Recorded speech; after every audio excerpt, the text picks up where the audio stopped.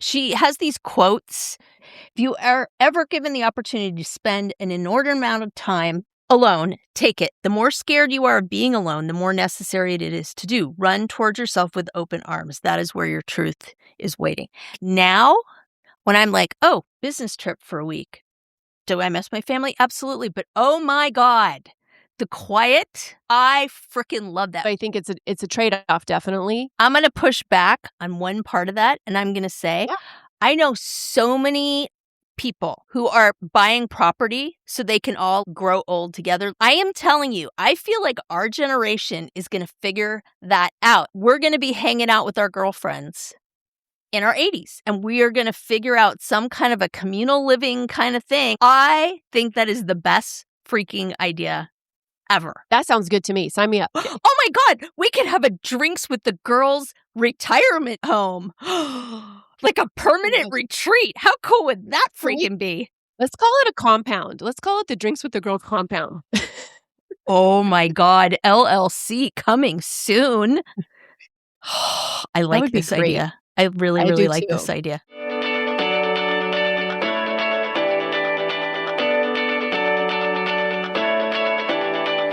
Welcome to Drinks with the Girls. Conversations for women over 40 around connection, change, and the power of female friendship. Living well with stories to tell. I'm Karen, and this is Lisa. We are moms and solopreneurs stepping into our own, diving into real conversations about things that matter to women in midlife. We're here to spill the tea on everything that affects women in their 40s and beyond. Topics like loss and grief, changing relationships, launching kids, menopause, and reinventing ourselves in midlife. We are here to tackle it all. Connect with us through a blend of our lived experiences, our friendship, the memory of our moms, plus a collection of real stories, honest conversations, and engaging interviews that will make women over 40 feel seen and remind them that they're not alone on this journey called life. Let's go.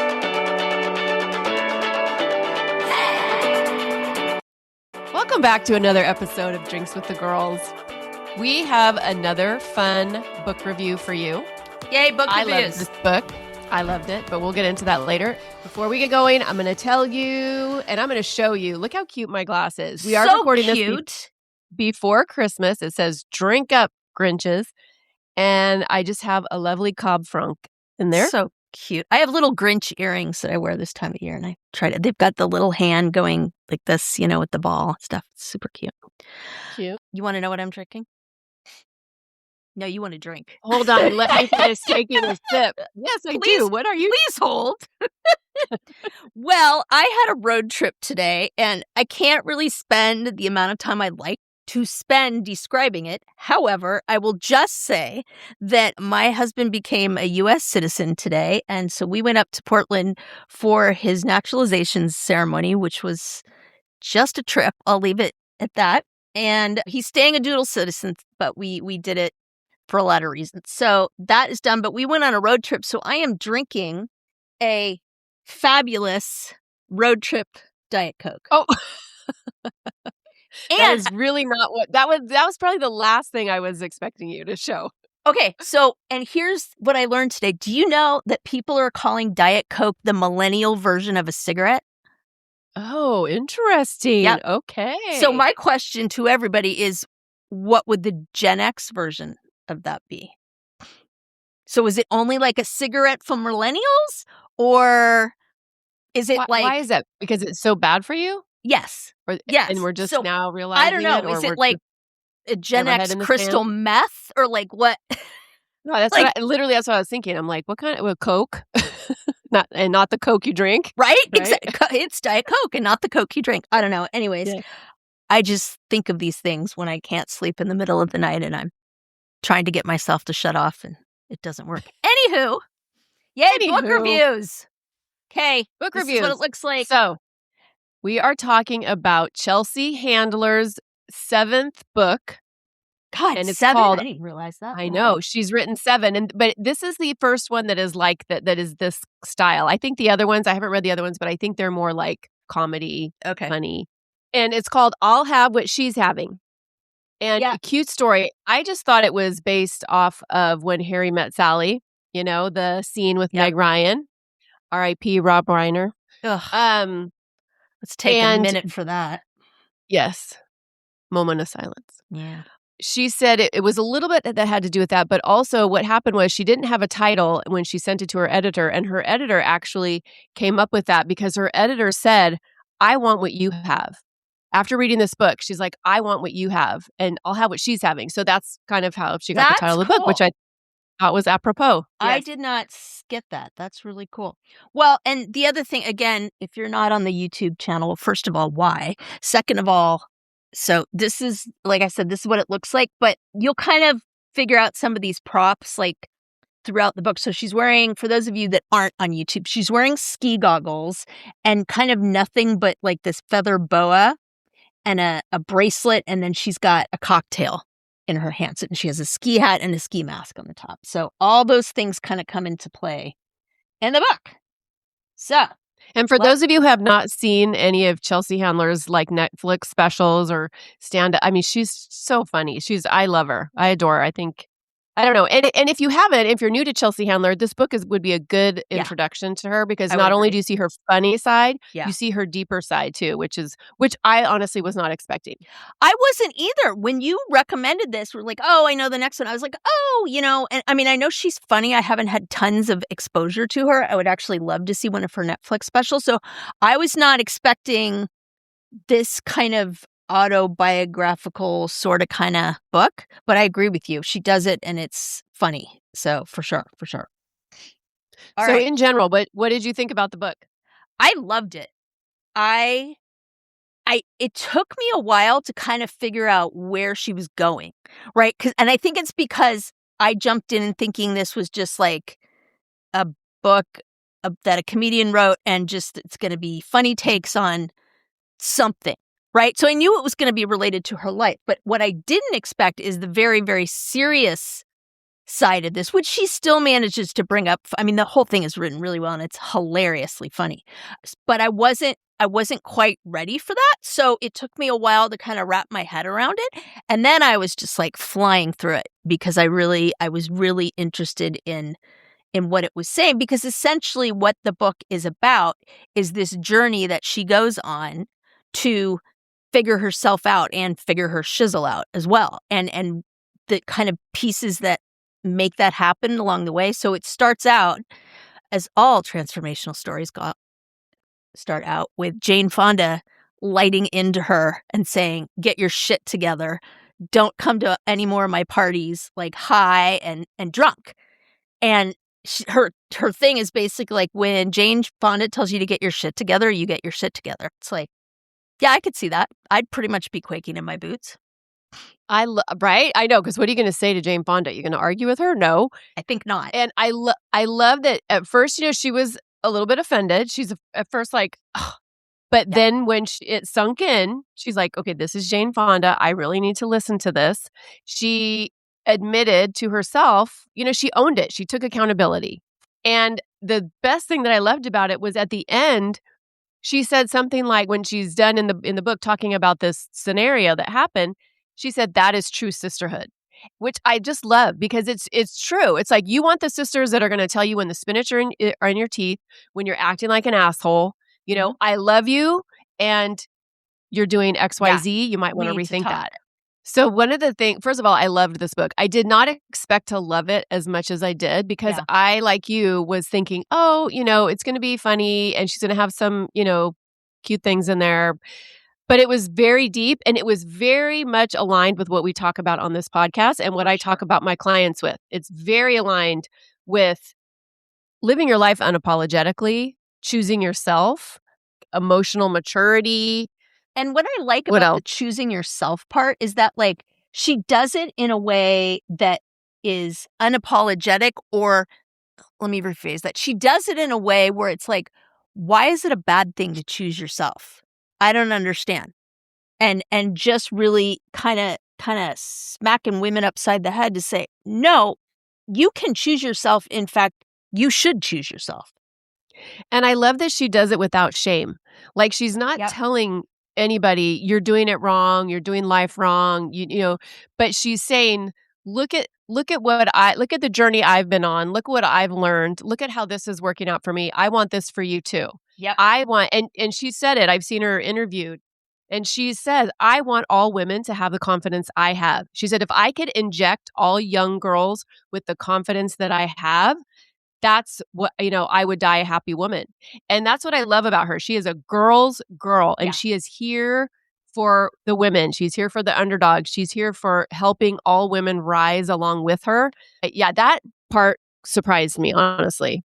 Okay, I found it because I had to go through 60 times. She says, I never wanted children or to be married, and what that decision has freed me up to be for the rest of the world fills me with hope, love, and gratitude. I am here for women. That is my purpose. I am here to lift, to inspire, and to listen. There is not a woman in need that I wouldn't try to help pull out of whatever hole she is in to help lift her up. And then she goes on to kind of like define that and get more specific. I am here to remind every woman that each of us is a queen with or without a partner, to encourage women to respect themselves, to love themselves, and to stop looking around at what everybody else is doing, to pursue who we actually are, independent of the reflection of our jobs, husbands, wives, or family. Like, I could read this whole page to you. I mean, it's basically like this crazy manifesto about it. And it's like, wow, yep, she said it. I did not expect her to be this inspiring, honestly. Totally. I was not. Yes. She's funny. I love her comedy. I'm very much aligned with her politically. I love that she's outspoken about that. I love her confidence, but I thought inspiring, I'm not so sure. But I ended this book feeling very inspired and looking at a whole different side of her. Because, she's the woman who every year for her birthday, she skis down mountaintop in Whistler because she loves skiing. Wait, is it Whistler? Yeah. Yeah, she is topless. I thought she's topless. I thought it was totally naked. Or maybe I'm crazy. No. I think it's topless with a drink in one hand and a joint in the other. That's right. Yeah. She actually, I did see that she stopped doing that this year. She turned 50 this year, and this was her last hurrah because her nephews are in college and their friends are kind of like, woo, Yeah. And but she did say, which is so funny. She's like, this is the reason I didn't have kids, because I didn't want kids telling me what I can't, like, I don't want to have to live my life based on kids. But here I am. She, and the other thing that surprised me about her is how literally nurturing and motherly, maternal she really is. And, we'll probably talk about that later. Yeah. But so I think she recognized, look, I will do this for my nephews because I love them and I understand, what kind of position that's putting them in. But she's a piece of work. We'll just say that. It's interesting because, and again, right, back to the societal conditioning, like, I will just say I wasn't like an anti-fan of hers, but like if you had said to me Chelsea Handler, and frankly, that's kind of what I thought first when you suggested that, my go-to response is, oh, she's kind of stuck up and like thinks she's better than everybody else. Yes, right? And after reading this, it's like, well, no wonder that's the image that everybody tries to slap her down with, because God forbid she should be living in her truth and power. And nobody gets to hear this side of her where she has done all this work on helping women and done, on herself and all of that. So also, she's unapologetic about, like she'll say, yes, I'm fabulous. Yes, I look gorgeous. I spend a lot of money and time, making myself look gorgeous and living my life this way. So she will be unapologetic about that. And I think, to your point with the societal conditioning as well, women are made to feel that that's wrong. Like, we're not supposed to brag. We're not supposed to be larger than life. We're not supposed to take up too much space. And she definitely does those things. For sure. Oh, one of the things I really loved is that, she starts out the book, and I don't want to give too much away, but because listeners, I highly recommend it. The chapters are like literally little essays. Yeah, they are. So one of them could be 2 pages long and one of them could be like 7 pages long, but they're very easy to read. You can get through it quick. But she starts out talking about, as a young girl, like she knew in her mind who she wanted to be. She was always aspiring to kind of step into the shoes of the woman that she wanted to be. And she lays out all the qualities in the very beginning about, and it's, I would think, what a lot of us want to be. I want to be confident. And one of the things she said too is, I want a job where I get paid to be myself. And pillow. That's exactly what she does. So I just was surprised that at such a tender age, she already had kind of a growth mindset. Like she already kind of knew, and she jokes about like her family. She was the sixth kid. And so she's like, who are these people? These people don't have their shit together. She talks about they're going to visit her grandfather who's ill, and she walks past the first class cabin and she's like, oh, these are my people. And her mom's like, no, keep going. We're going to Coach. And literally that was the last time she ever flew Coach. So, I mean, it's really kind of about manifesting too, and about how your thoughts and your beliefs really kind of transfer into your life, with the caveat that she did a shit ton of therapy. Yeah. What's the name of the guy, the famous guy that she dated that everybody... Joe Coy. Thank you. So I thought that whole thing was really, it was just really tasteful. And what I liked about it was, she's smart. She knows people are going to read like a book that is about her life and want to know like the dirt, right? And I'm sure she got pressured and, she said some stuff in interviews, but it was really, really cool because she was very classy about it. I think the line is something like, I wish every woman in the world could experience what it's like to be loved by, is it Coy or Choi? Koy, Coy. He's also Coy. A comedian. Yeah, to be loved by Joe Coy. And it's interesting. She's very straightforward about why they broke up, but she doesn't embellish it a lot. She's just like, we wanted different things. He wanted much more of a traditional relationship, and I didn't. And I thought that was so cool because it was like, it just kind of shuts people down, people that are trying to find that like dirt or really like scandalous piece. So she's being open about it, but it's kind of, yep, and I'm moving on. And I thought that was a really cool way to handle it. Absolutely. I am a fan of both of them. I follow both of them on Instagram. And I was watching it in real time as they were getting together. And I thought, oh my God, this is the best coupling right here. I love this for them. And then, yeah, when they broke up, I was so sad for them. But I have to say, when I was reading her book and she was talking about the reasons they broke up and the fact that she has done so much work on herself and she values herself so much, she's not willing to compromise even with the love of her life. So talk about choosing yourself. Talk about being able to say, you know what? I love you so much. And I also deserve more. I also know what I want. And I want X, Y, or Z. Okay, quick pause. Have we talked about the Pod Squad lately? Oh, the Pod Squad. You mean our email list /VIP lounge /digital wine club? Exactly. So listeners, if you're not on it yet, you're basically making life harder for yourself when it comes to podcasts. Like trying to scroll for show notes while speed walking on a treadmill. Wait, what was that link again? Oh, no. Grab the side rails. Or pulling up that book we mentioned while you're in the Starbucks line and then realizing everybody else moved up 3 cars and now you're that woman. We've all been there. That's why we made the Pod Squad. You'll get new episode alerts every week with direct links. Easy to listen, easy to share.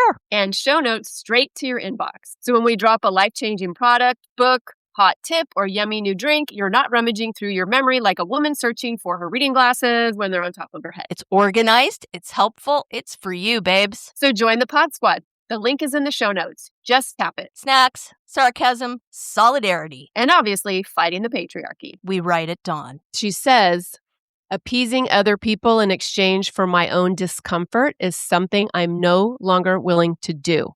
And it's like, oh, mic drop. Yeah. Yeah, she's not kidding around. No, she's not kidding around. And I think of the work that I do with women who are considering divorce or going through a divorce. And it's like, if all women could have that sense of self-trust and an inner knowing that, yes, this is hard. Yes, I'm afraid of this. And also I deserve better. Right? She said, I had to make a choice between him and myself, and I chose myself. I was like, wow, powerful. 100%. And that reminded me of, let me look up the purple flags here. There's a whole section where she talks about this idea that people are afraid to be alone. She definitely does not believe you need a partner to complete you. Yeah. Like, I think that's something that we all, as women grow up thinking. It's like, oh, that's what we do. Yeah. We get married. And she's like, no. Yeah, hard pass. She has these quotes in a few sections of the book where it's like a blank page on the left and then a very simple page on the right, and there's a big fat quote in the middle. So this is one of them. It says, if you are ever given the opportunity to spend an inordinate amount of time alone, take it. The more scared you are of being alone, the more necessary it is to do. Run towards yourself with open arms. That is where your truth is waiting. And I will tell you that I was definitely one of those women for a long time that was like, I didn't hate being alone, but I felt like I was missing out on things, and I was lonely for sure. I lived in, big cities and it's hard to connect to people. But like now, when I'm like, oh, business trip for a week, do I miss my family? Absolutely. But oh my God, the quiet, the utter like, if I want to take a bath, I can take a bath. If I want to have sushi every day, I can have sushi every day. I freaking love that. And when people are like, oh, you have to travel that, I'm like, always, yes. It's awful. Somebody else makes my bed and cleans up after me, and I get to pick my meals. It truly sucks. I have to say, I'm so resonating with that. So Peyton, my daughter, just moved into her own apartment. I had to go to Orange County this weekend I had some events happening and some things I needed to do. So I spent the night with her. And she was doing her thing. I was doing my thing. And I crashed at her place. And it was great. We met up at the end of the night and kind of compared notes or whatever. Well, of course, she's a young woman with like nobody, no animals, no kids, no nothing. So she can sleep in if she wants to. Whereas my brain is trained to wake up at like 6 or 6:30. So I wake up in the morning, my eyes pop open. I'm like, okay, great. I take my book. I turn on her Christmas tree lights. I make some coffee, and I'm sitting there and it is dead silent.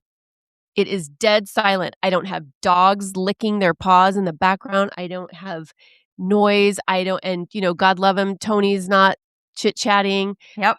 It's silent. And I'm thinking to myself, wow, this is bliss right here. Mm-hmm. And I even told Tony when I called him later, and I'm like, yeah, I feel like I'm on vacation. It's just me and the silence and my coffee and my book. And, I know you feel the same. I wouldn't trade my family for absolutely anything, not one thing. And also, I grieve that, like, not having that. And I know there'll be a day probably when I'm an old woman and I will be alone. There will be too much solitude. It'll be deafening. But it's like, I don't know. I really think Chelsea is onto something. And, maybe I don't think she regrets anything, but it's like she doesn't have what we have in terms of that family, the family piece, right? So I think it's a trade-off, definitely. But wow. So I think that, it hit me hard. I'm going to push back on one part of that, and I'm going to say, Yeah. I know so many people, like literally people in my alumni club who are buying property so they can all like grow old together. Like they're either divorced or their husbands are passed or whatever. I am telling you, I feel like our generation is going to figure that out, and it's going to be our second spring, right? It's going to be this evolution where, because, men don't live as long. Let's be real. We're going to be hanging out with our girlfriends in our 80s, and we are going to figure out some kind of a communal living kind of thing. I mean, these women are like, they're buying a house and they're like, okay, we need a maid and a gardener or a chef and da-da-da. And all the money that they would use for like a retirement home, they're plugging it into that. I think that is the best freaking idea ever. That sounds good. So you're pushing back on my idea that I'll have solitude in my later years. You're like, what are you pushing back on? I'm confused. No, well, when you first said you're pushing back, I'm like, all right, girl, I'm ready. What are you talking? What are you pushing on? But yes, okay, sure. I mean, I hope that yes, that sounds good to me. Sign me up. Right? Okay. Yes, so 100%. yeah, we'll discuss. Note to self.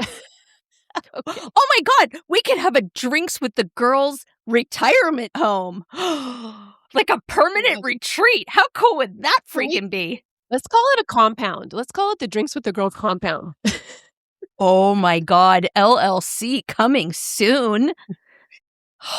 I like this idea. I really like this idea. Okay, if there's really any good. like real estate people or like lawyers out there, let us know how we can make that happen. And listeners, if you're in, let us know. Hey there, I'm Lisa Coricella McDowell, your midlife Pacific Northwest princess, here to guide you in the art of next leveling your life. I'm passionate about women's health and wellness in midlife, especially for moms parenting kids with unique needs like I do. I truly believe we can learn, grow, advocate, and care for the planet while taking care of ourselves and our families. And I'd love to help you do the same. And I'm beyond excited to tell you about my membership for maxed out mamas just like me, the Empowered Parent Collective. It's a space for parents to confidently advocate for their kids, build inclusive communities, educate themselves, and find balance and support along the way. To find out more about the Empowered Parent Collective, my classes, wellness offerings, parenting tips, advocacy resources, and exclusive Drinks with the Girls goodies, head to nextlevellifewithlisa.com. Let's survive and thrive in the messy middle together. One of the things I love about Chelsea is that she's very honest and upfront about like behaviors and patterns and things that she used to do and have that were really not healthy at all. And her value of therapy, which I mean, I think everybody needs to go to therapy, honestly. Yep. You know, with the right therapist, with that caveat. Like, if you can find the right therapist, everybody, because we all have shit to work out. We all have little traumas, big traumas, all of it. So, but I digress. But I love that she's just very upfront about her own shortcomings and how she's really, she kind of takes us on her own healing journey, which I appreciate and I love. I'm here for it. What I like about that, though, is it's not about like becoming someone different. It's about like holding herself accountable to the person that she knows she is, but she punks out on herself a lot of times. Totally. Right? Don't we all do that? I mean, I think 100%. that's what yes. We don't listen to our intuition, right? When we get a feeling about something, well, I guess this is the same thing as intuition, but, instead of going with what we really think or feel, we do what we think we should do, right? And then we end up getting into these situations, whether it's jobs, relationships, that aren't aligned with who we are and who we want to become. And it's like a little too out there. Like I have another quote from her about this. It says, "It is up to you to foster your boldness and greatness. And with every year, I am learning how to grow up and out and love harder and deeper with less fear, less anger, and to always, always be a sister." Like she definitely embodies the idea of life as a journey, not a destination, not well, I'm just hanging out here in the average until I can do something extraordinary and oops, maybe I won't do something extraordinary. Like I love the way she looks at it because she is definitely living life to the fullest. Like, I mean, she acknowledges the fact that, she has money from her job and it allows her to have a lot more freedom, but she also uses that money and privilege to reach out to other people. Like she's constantly taking people on trips and like bringing her family everywhere and all that. But one of my favorite parts of the book, though, is speaking about the whole family thing is she talks about, I'm trying to remember, I think they rent like a like a house on Martha's Vineyard or something like that. So she talks about just how it was great. And then all of a sudden she hated them all. And instead of just being like, screw you people, she sat down and wrote like a letter to her family. And it was basically like, I love you all. I'm so happy that I get to do this for you, but you need to grow the fuck up. It's like, clean up after yourself, show up when it's mealtime, and don't be snarky. Don't, yes, I'm paying for everything, but don't act like you don't have any responsibility because I'm paying for everything. And it's basically like, everybody needs to stop acting like ungrateful, spoiled brats around me. And you don't have to, be scrubbing the floors, but you damn well better treat me and other people with respect and freaking pitch in, wash a dish, like vacuum something. Yeah. Like, and she does acknowledge her privilege. Like she has so much money and she can take everybody to Martha's Vineyard for Lord knows how long, with during COVID lockdown and all of that. And she was noticing that they were being ungrateful assholes. But she told specifically to the kids, and I'm pretty sure they were, young teens or teens at the time. She says, when you see your mother cleaning, help her. Yeah. I do not want my sisters cleaning on their vacation. While all of your mothers have no issue with cleaning up after you, I do. I'm not bringing my sisters on vacation to watch any of them do housework. And I think her perspective is so unique because her sisters are in it like we are. Like we just, we're on the hamster wheel of taking care of everybody, doing all the things, people pleasing, taking care of the family, whereas she's not. And so Mhm. she has an outsider's view in, which I think is so fantastic because she can shine a light on it and hopefully her sisters can be like, yeah, my kids are assholes. Yeah. And maybe that's where I'm interpreting the, oh, she's taking her sisters to task piece, because I think she also talks about, like, you need to stop doing this shit for them and you need to stop enabling this. And I think maybe I'm conflating that with the I letter, hope but there's so. there's definitely No. some of that in there where it's like, no, this is not okay. No, right, because that's where it starts, right? We are the problem. The mothers and the fathers It's and the me. parents, right? Yes. I'm the Yes. problem. It's me. Okay, can we talk about so she goes to Canada. So it's To I think it's the Whistler. second lock yes, Whistler. It's the second lockdown. She's like, "I'm out of here. I do not want to be in the United States. I want to ski my ass off and I'll work up there. I'll get a work visa, da da da da." So she goes up there. She doesn't know anybody. She's fine. She doesn't care. But she has friends up there who are trying to set her up with Oh my people. God. This is one of my favorite stories. Right? So she has a friend who connects her with these 2 older women, and I'm gonna say this as gingerly as I can because we're knocking on the door of older, but I feel like Chelsea was, like, 44 at the time, and these women were in their 60s. So, they're probably 20 years older than her, and they're doing their friend a favor, they're taking Chelsea along for the ski day. Who didn't ask for this, by the way? Correct. Who was not saying, "Oh, I'm so lonely, I wish I had some Yeah. friends," and really did Yep. this to humor her friends so they wouldn't feel so bad. Right, and she's also pushing herself out of her comfort zone, but it's like, when you look at it, you're like, are you going against your intuition? Because her intuition is like, "I don't need to do this. I don't really Yep. care." But then she's like, "You know what? This is pushing me out of my comfort zone. I'm here for that. I'm doing it." So Yep. that's, I think, why she does it. Well, these women are end up being kind of assholes. Well, one of them was a bully, and the other one was just quiet, Yeah, and went complacent. along for the ride, essentially. It was, I mean, the way she describes it, it was like the time warp back to middle school. They were literally, like, bullying her and shaming her and, like, had this whole chip on their shoulder about her celebrity and, like, just it was ridiculous, and she ends up through the halfway through the day, when they stop for lunch, she's like, "You know what? It's been a slice. I'm sure I'll run into you, but I'm not gonna try too hard," and because I took myself out for a liquid lunch and left them sitting there with their mouths ajar. Which I love because she says, "Well, let's go to the blah, blah, blah restaurant because they have a full bar." And the women are like, "Well, you can't get a reservation. You need a reservation." Yeah. And Chelsea's like, "I have one. I'll see you later."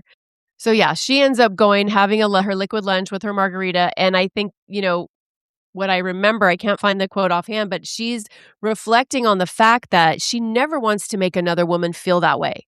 Like she's here to, kind of open her arms and like bring women with her instead of tearing them down. And I mean, she was kind of, I think, laughing in the end there, but I found it. I found the quote. She says, yes, I am give it to not me. yeah, I am not sure what's going on with women who aren't champions to all women.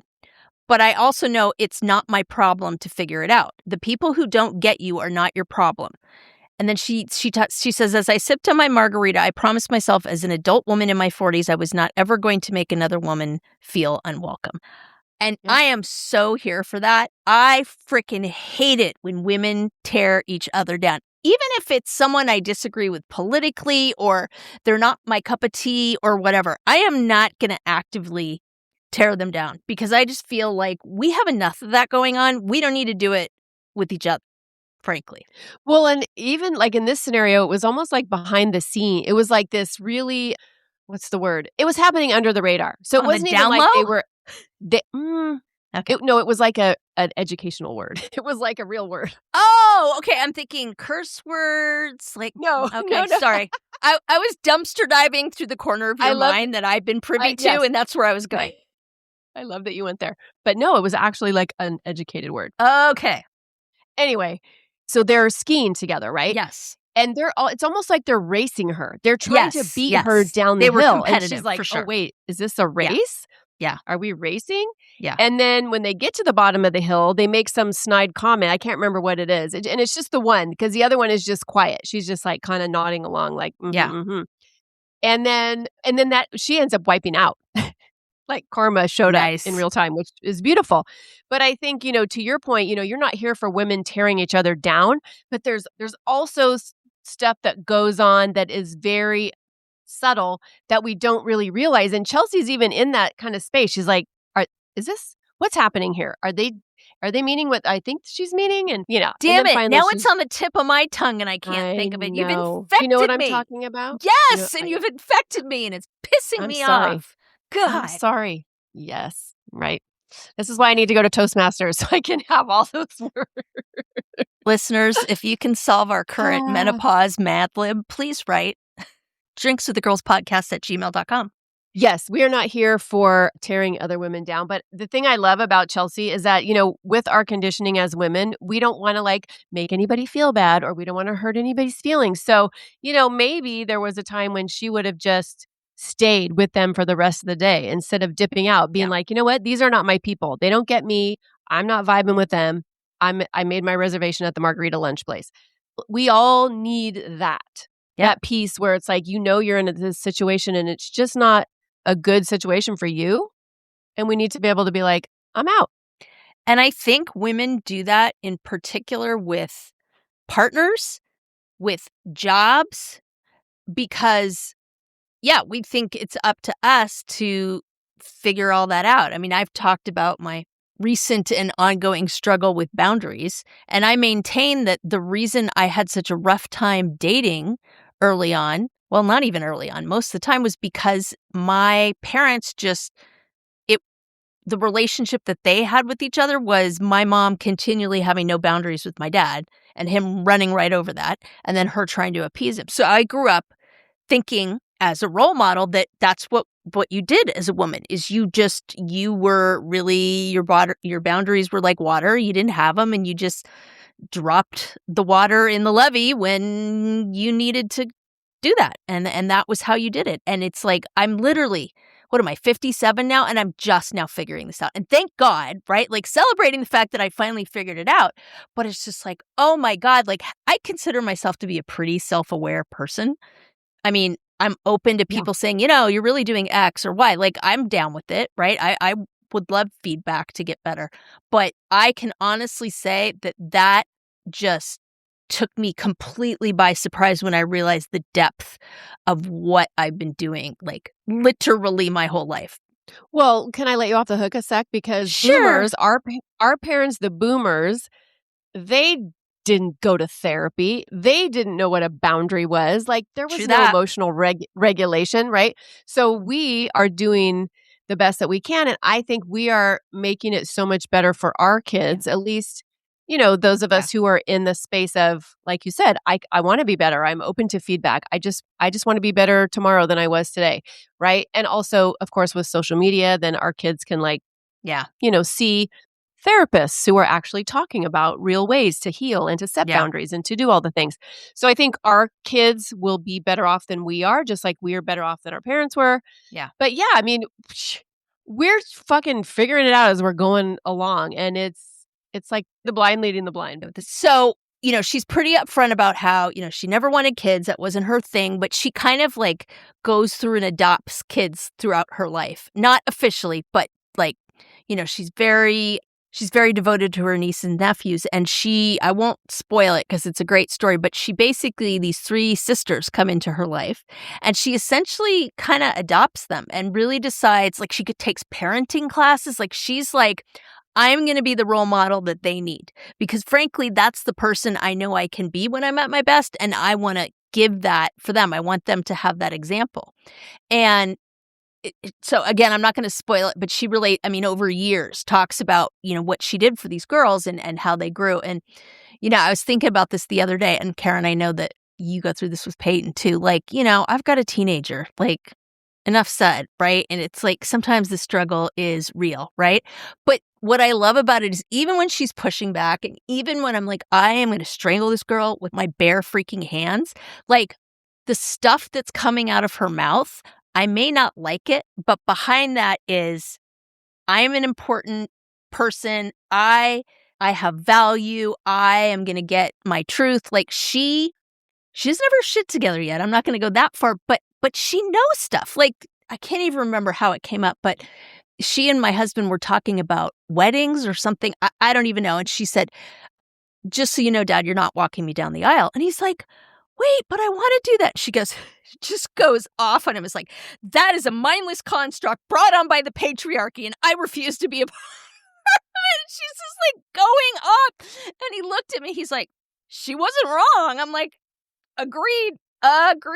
You know, like, she goes, Yeah. and that would make me feel like I was okaying this idea that I am proper to be given away from my father to my new husband and da-da-da. And I was like, yeah, right. This is why our children, the generations after us, are going to be better than we are. Yeah. Because they are aware of that. Whereas, like, I don't think I was it wasn't until I was in my 40s that I really realized I'm not even going to say the P word. I've made it this far. I'm not even going to say it. But, like, bravo. Bravo. Why are you restraining yourself from saying the patriarchy? Like, patriarchy, patriarchy, patriarchy, patriarchy. I'm trying to turn over a new leaf. I'm trying not to. I don't want pretend our listeners, it doesn't exist. I don't know, not at all. I don't want our listeners to feel like that's all I talk about, because I feel like I talk about it a lot. Too late. That's what we both talk about. I understand what you're saying, and we do have an episode happening soon about that, because like we've said before, I think that when people hear us talk about the P word, that we are like these like men-hating like Harrigans that are like bashing all men, and it's 100% not true. And the patriarchy is just as bad for men as it is for women in a lot of ways. And we're going to talk about that on that episode, but I definitely think it gets painted with a really broad brush. So we feel like we need to do this episode to kind of explain to people that aren't familiar with that term and what it really means, like what we're trying to say. My name is Karen Shatafian, and I am a shameless coffee addict, an empowerment coach for women, and my love language is authenticity. My mission is helping women unapologetically design a life they're in love with. Because what the hell are we waiting for? My website, KarenShatafian.com, has all my coaching packages and free offers, like my midlife reclamation guide. In it, you'll find tools to help you decide how to create the most inspired and empowered version of yourself and your life. You can find me on Facebook and Instagram talking about ways women can show up for themselves after decades of showing up for everyone else. Join me as we throw off the shackles and live our best freaking lives. See the show notes for all the details. Cheers. Back to Chelsea, who, by the way, like I feel like the way that she lives her life is a big middle finger to the patriarchy, which I am so here for. I'm so here for it. And I think when I was talking earlier about like that grieving a little of the quiet earlier, it's literally, it's like that. Like, I wish we could have two lives almost. Like, I wish we could have two lives. We could have a life where it's mama, grandmama, family, all the things, the chaos, and then also have a life where, it makes me like teary to even think about it, because I can't even think about a life without my kids. So I don't know how that would even work. But how about space and time when you need it? That's okay. I know, yes, but it's doing it, and it's taking it, and it's not feeling any kind of way about it. And I do think the older we get, the easier it gets. And also, we've never had a life with just, what do I want today? What do I want to eat? True. What time do I want to wake up? What do I want to do? You know, and I'm not saying either one is better. Like I said, I can never imagine my life without my kids. Like, no way. Like, they've made me way better. Yeah. And also, there's like this part that I guess a man's life, like we've well, and remember, right? You got married a lot younger than I did. I mean, how old were you when you got married? 26. Yeah, I was 37. So literally like a decade. That's true. So I had those 10 years. Don't get married at 26, get married at 36. And I told my kids this, and my kids were dating, my son and my daughter-in-law, they dated 10 years. So, oh, really? You know, oh, wow. Yeah, no, they were high school sweethearts and broke up for a bit. And then, 10 years. So I tell them, like, there's no rush. Yeah. And they've been married 2 years, and they've been living the shit out of their life. And I'm so happy for them. And now I can officially say on this episode that I'm going to be a grandmama And I am just over the moon because they are going to have a baby. And like, uh, yeah, I can't even describe the feeling. But yeah, they lived their life together as the couple before they had kids. And I think I've gone off on a tangent, but No. But I think that that's the difference, right? Because that wasn't an option for me. Because, I mean, I was 37 when I got married. If I wanted to have kids, we had to have kids. There was no like, hey, let's do the thing. So, I mean, I think it's life, it's a series of trade-offs. Like, well, and let me just say this thing, and this is fucked up, and I can't even believe this is going to come out of my mouth, but I was 26. I didn't feel like that was available to me either. Yeah. Which is weird. Like that is a weird statement to say, but like you got married and then you have kids, and that was my programming, and I wasn't in charge of the finances, and my voice wasn't strong enough to say, "Hey, let's go travel around for a year or two and have a lot of fucking fun before we go down this family road." Yeah. But that's my own stuff. But in your defense, like how many people do that? Like it's happening more with this generation for sure, but it just wasn't done until recently. Like that was just not on the table. It was like, why would you do that? You know? Yeah. So one of my best friends, actually, she's doing that now. Like she has 3 daughters, 2 of them just got married. So she's in like this in-between space of she has 1 left, is going to graduate college. 2 are married, no grandkids yet. So literally for the past, I don't know, year, 2 years, 3 years, it's been a minute. She has been just going ham on life, like traveling here, there, and everywhere. And I just love that for her. And I think we all need that, whether it's on the front end or the back end Totally. or something. But I think as women, we all need to be able to feel like we have our own space and our own life. And it reminds me, because we are doing a book review. There's a part in the book, like as Karen and I go on tangent after tangent, there's a part in the book where she talks about, she purchases this condo in Whistler and then she buys this house in Mallorca. And she's like, yeah, my accountant nearly died when I told him. And said, you can't afford this, you can't do this and that. And she would say stuff like, well, I'll just book a gig. And that way I can write it off or whatever. And it's like she had an answer for everything. And it was like, no, I'm doing this. Yes, I'm going to be fiscally responsible and work while I'm doing this. And I can book this gig and that gig and blah, blah, blah. But no, I'm going to do that because that's going to make me happy. And I'd like my life to be in 3 different places now. Thank you very much. And she is happier than a pig in muck. And she just loves it. And let's plug our financial episode that we're going to be doing again, because I think when women have financial autonomy, and granted, we're not going to have the same level of finances that Chelsea Handler does. Yep. But like that makes everything doable. Yep. Like you are literally able to live your dreams. You're literally able to take care of your people and be who you want to be when you have access to money. Yeah. Right. And that's a whole other, thing, rabbit hole I will not go down because I've done that a couple times this episode and right there with you, sister.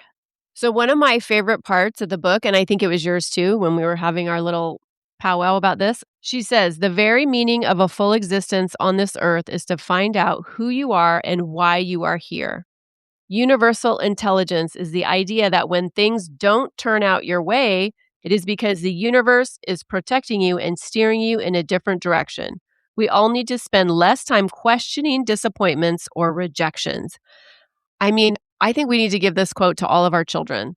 Like if they can go forward in their life with that, thinking that, okay, all these roadblocks that I see, all these disappointments that I see, all these things that I thought I wanted that didn't work out, it's really the universe pointing me in the direction of my true destiny. Like, I don't know, not to get all woo-woo and wild, but I think that's such a powerful statement. What do you think? No, it's true. The kind of the example of that I see right now is, we're talking about our daughters a lot, but I think it's apropos, is, my daughter was really pretty up there in the Taekwondo world and hit a level where it was harder and she wasn't getting what she felt were the scores and things that she thought she deserved. And I don't want to get into it. It was a great experience for her. But at any rate, she really soured on it and she quit. And we were all totally bummed out. And it took her a while. She danced, she did some other stuff. And now she has fallen in love with water sports, and in particular, water polo. And is also on the swim team. And she has absolutely that's the best word I can say, is she's fallen in love with it. And I think, she is on the spectrum and does have some sensory stuff. So I think both of my kids have always been that way, is the idea of that deep pressure of water around you, just constantly even pressure, that helps regulate her. But also, it's not like when we were growing up where sports were just this weird competitive thing and coaches were not exactly emotionally intelligent, let's just put it that way, right? There's a whole social piece to it, and it's encouraged. Like, they go to team dinners and hang out and just there's this very much this encouragement of kind of this outside of the pool bonding stuff. And that is like manna from heaven for her. And so I feel like she's really finding her footing now. She's at a school that she loves. She's doing this. And I think the key piece in this versus Taekwondo is a very individual sport. I mean, there's team aspect to it, but it's not like an actual team competition. So first of all, in water polo, she gets to get all her aggression out in an appropriate way, because it's co-ed gnarly co-ed water polo people. Co-ed water polo. Co-ed. Oh yeah. Yeah, and the guys do not lay off the girls. There is no the girls are ruthless too. A lot of my best girlfriends' sons and daughters played water polo in high school, and oh my, it's hardcore. Yeah, ruthless. It's hardcore. Yeah.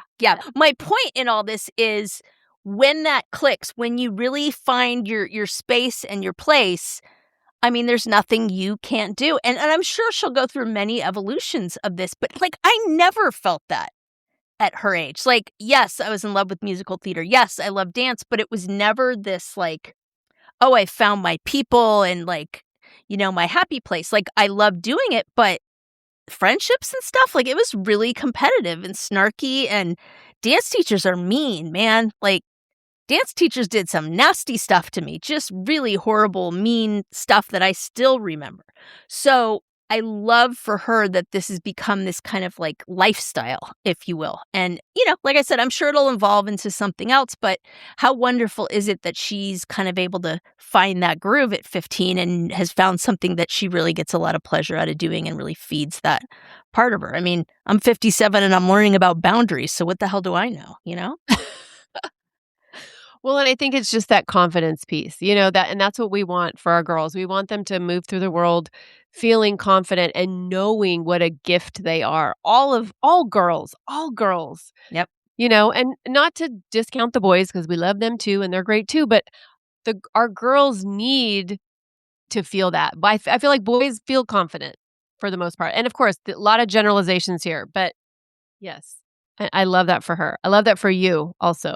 This year that you're having with her, I love that for you. Yeah, it's been really wonderful to just go see my kid play a game like everyday average parents do, and not be freaking out about whether she's going to be accommodated or if she's going to have a meltdown or whatever. Oh, this is what normal parents do on a regular basis. And that is such a rabbit hole to go into. Maybe we'll do that on another episode. But yeah, no, it's been really wonderful.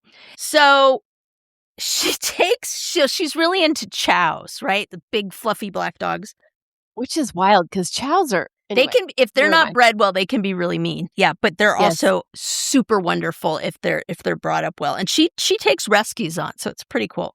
So she goes in this dog park, and she says she leaves one of the gates slightly open because she's just kind of scanning the scene, right? And this guy says, "Excuse me, close the fucking gates, please." A man walking toward me shouted, "I'm looking for a dog." He said, "It takes 1 second before one of those dogs runs out of the park and gets hit by a car on Barrington," he wailed. And basically, she was like, "Okay, why are you screaming? Nobody's getting hit by a car. Please stop screaming at me," right? And so she kind of basically figures out that he realizes who she is. And then he just one-ups it. He says, "You celebrities are so entitled. You think you can just walk into dog parks and do whatever you want." Just way over the top. And she goes, on behalf of celebrities everywhere. I took great offense at that comment. And so she tries to dial it back. She's like, "Sir, obviously something happened to you this morning because you were screaming at a stranger, and I'm pretty sure this has nothing to do with me. I'm looking for a dog." So she's just like, "Okay, just back off," right? And so he, after all she says was, "No, I didn't lose a dog. Would you please stop talking to me?" Right? Like, just no big deal. And then she gets a phone call, and he screams at her, "You're a whore, Chelsea Handler." And Oh, here it comes. the guy behind her is like, "Whoa," right? This is, like, pretty toxic. And he asks her if she needs some help, and she's, "No, I'm good, just dealing with, an angry person." At any rate, so she goes through this, but it's just interesting to me. She really has a handle on her celebrity. What I mean by that is she acknowledges the privilege. She acknowledges the fact that, yeah, I can book a gig and I can do this and that and the other, but she also doesn't put up with people's shit, right? Like, that Right. guy thinks he knows her. He doesn't know her, and he's just looking for an excuse to, like, take shit out on somebody. And there's a few different situations where that happens, right? The women that bully her, like, obviously they can't get over the fact that she's Chelsea Handler and they want to, like, take her down a few pegs, right? So she's very much like, no, we're not gonna do that. I'm not here Which, for that. by the way, could you imagine, "Oh, I'm gonna go skiing with Chelsea Handler." Like, taking her down a few pegs would not be the first thing that crossed my mind. Like, I'd be like, "Hell yeah." And it goes back to the whole taking other women down a peg thing. Yeah. Like, Yeah, that is the only way generationally I felt like a lot of women knew how to relate to women that they had never met before. Like, that's what you did. Like, unless they were your friend or whatever, then they were competition. And I don't know, competition for a man, for, like, whatever, right? And that's kind of what it comes down to, right? Well, yes, because of the P, capital P word that I'm not gonna say on this episode. Yes, it's exactly why, because we are pinned against each other. Yeah. Like, we are supposed to feel threatened by each Yes. other. Because there's And not yeah, enough, and so we've it's gotta all a fight bunch for of the shit. scraps, which again Yeah. goes back to, we don't think enough of ourselves to think that there's enough to go around. We feel like there isn't, there's scraps, and that's what drives the behaviors. And we don't think enough of ourselves to be like, "You know what? My intuition or my inner knowing Yeah. really says, oh, this feels gross or this feels wrong. I'm gonna say something about it." Yep. No, we default, and myself included, to how we've been socialized. Okay, so as we always do in the end, what are the takeaways? Like, what if a woman just fast forwards through this whole episode and she's like, "Just give me the takeaways." What's your main takeaway, Lisa, from this book? I would say that if you aren't a fan or don't know anything about her, don't dismiss it out of hand, because you're gonna Yeah. learn a lot about yourself in the book, and you're gonna learn a lot about yourself through her and through her journey. So, I mean, I'll admit, when Karen suggested this, I was like, "Ugh, I don't know if I really like her," and right? Like, I'm just as Right. programmed as everybody else. So, I was really glad that I pushed through that and read it, because I thought there were some really wonderful things she had to say, and I learned a lot about me kind of through her journey. So that's what I would say. How about She you? is abrasive. Like, if you just know her from her comedy, like, she is abrasive, and if you're not a fan of, yeah, the way that she presents herself, then right, you're gonna be like, "Oh, hell no." For me, I was, and I'm a fan of her, but I was very pleasantly surprised with this book. It was way more inspiring and insightful than I was anticipating. Yeah. And I just think, it's such a good, especially for our demographic, like Yeah. our besties in their 40s and 50s and beyond. This is the time to really look at things like this and ask ourselves these types of questions, because if we find ourselves in situations, whether it's roles, jobs, relationships, identities, expectations, and it's just not working, we need to give ourselves permission to look at that and to be like, this isn't Yeah. freaking working. Yeah. What do I need to do? And I think Chelsea gives us a lot of confidence to be okay with looking at that. And it's okay. Yeah. And Yeah. I think we need more of that. And we didn't really touch on this piece, but I really love the fact that she is so down with gratitude. Like, when she Mhm. started journaling, Yep. it was gratitude journaling, and that is literally, I think was like the beginning of her, all this self-awareness that she came to, was the gratitude. And that's so refreshing looking at a celebrity and somebody that just has so much to say, I am so grateful for my life. Like, Yeah. to acknowledge that, like, I have this privilege. I am so grateful. And that was refreshing for me too. Yeah. And also the sisterhood, the womanhood, power of women. Like, she recognizes how powerful we all are as women. And if we all had her dose of confidence, oh my gosh. Right? She is very confident, but also I think she balances it out with her own insecurities and what she's trying to push through and make herself be better at. So don't feel like it's her just bragging to the world how put together she is. That's not it at all. It reminds me of the last book that we reviewed, By the Fucking Lilies. Same similar kind of event where she's taking you on the journey, right? And it's short, bite-sized chapters. That one is much more like she's speaking to you and giving you advice and really very strongly connecting that to her journey. Chelsea's doing the same thing in this book, but it's less like, and now I'm speaking on this topic. Like she really weaves it all into kind of her truth and the journey that she has rather than like, these are the lessons that I've learned kind of a thing. No, absolutely. There's zero preaching. And not that Tara Schuster, was that her name? Yep. Not that By the Fucking Lilies was preachy. Yeah. It wasn't, but she was coming from it literally from a personal growth standpoint. Yeah. Whereas Chelsea's like, look, this is what I know. This is what I've learned. This is who I am. Take it or leave it. This is how I got there. Like, and Exactly. I'm gonna tell you my story. It's very digestible and very inspiring. Yeah. I'm a fan. She talks about doing it not because she wants to like toot her own horn, but she wants to kind of show this journey that she was on, you know? And it makes me want to watch some of her stand-up too, because I've just seen bits and pieces. Yeah. No, I'm glad. She's on Netflix. Check them out. Okay, cool. At the end of the day, this book is just about becoming more of yourself, not who you feel like you should reinvent yourself to be, but like who you really are. The thing that we want you to walk away from this book thinking, feeling, doing is that you need to be more of who you are instead of what we feel like we should be, more of who do I want to be and who really am I at my core. We would love it if you listeners would hop in our inbox on Instagram, Facebook, Pinterest, Email, all the reply things. to our emails. And let us know, like, what did you think? Do you want to read this book? Let us know. Did you read this book? What are your thoughts about it? Because we want to have a conversation with you. That's what this podcast is all about.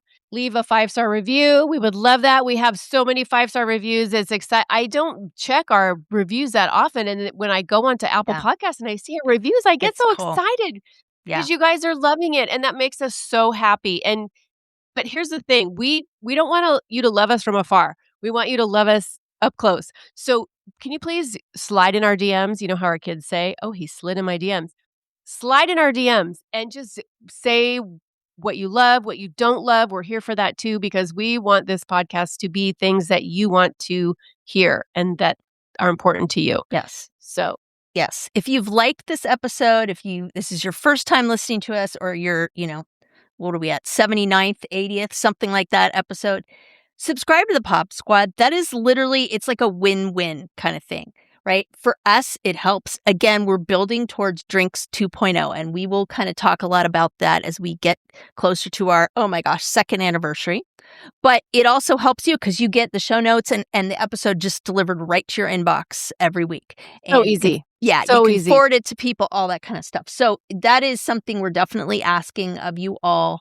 And yeah, absolutely. If you have some great things to say, we'd love to hear them. We'd love you to put them in a review.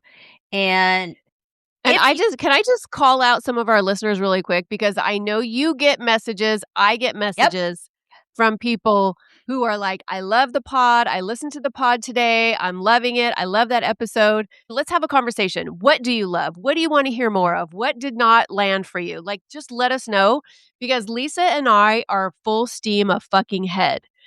And so this is for you. And we want to bring you things and guests and topics that resonate with you. So you're a part of this and we need you. If you have a book that you would like us to review, or you think even better that our listeners would like it, please send it to us, because, we're pretty selective about the books we pick. Like, we haven't ever done a fiction book. That's the one kind of question mark I have, because we just haven't found anything that we feel like could really fit the vibe. But if you've got a recommendation, please let us know.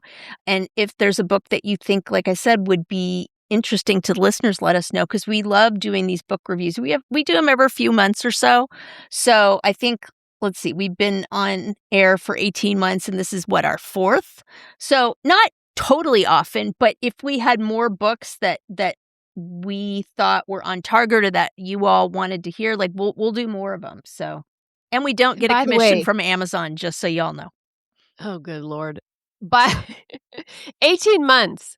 We're It's showing insane. up in your earbuds every week for 18 months. And I mean, I'm not like a big woohoo, look at us go. But I'm going to brag a minute, because that is a big, in the podcast world, that's a big, It's a big fucking deal. Yep. I feel like we are a great team. It would be way harder if it was just one of us, I think on about our own. that, and I'm like, there's no way this would be what it is, because I think our secret sauce is us. Yes, agreed. You Yes. know? And how fitting. That's so on brand for Drinks with a Girl. So, Right? anyway, we've rambled enough. We love you, listeners. Thank you so much for being here. We would not be here without you. But we want you in the mix. We want to hear from you. So slide in our DMs, message us on Pinterest, Facebook, email, Instagram, whatever. We're all over. So get in our inbox, and we will say, with my empty glass, cheers. And my soon-to-be empty road trip Gen Arby's. Z millennial cigarette. Oh, great. Diet Coke. Cheers.